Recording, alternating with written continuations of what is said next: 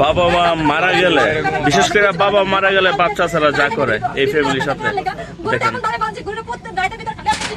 আজ সমাজের সক্রিয় ভিডিও বানাবো, ভিডিও আগে এটা করে নিতে সাবস্ক্রাইব হইব না। সমস্যা করে দিছে।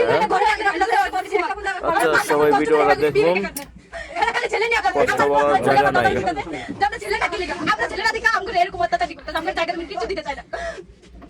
ওরা 5 বোন, বাবা মারা গেছে আর বাচ্চা ছাড়া মনে করেন সম্পত্তি লুট করে নিবার চিন্তা ভাবনা। হাই রে মানুষ,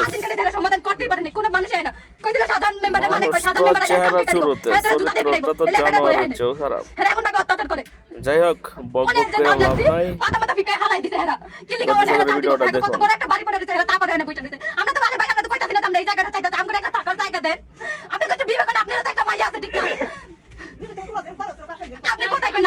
কষ্টের শেষ কোথায়?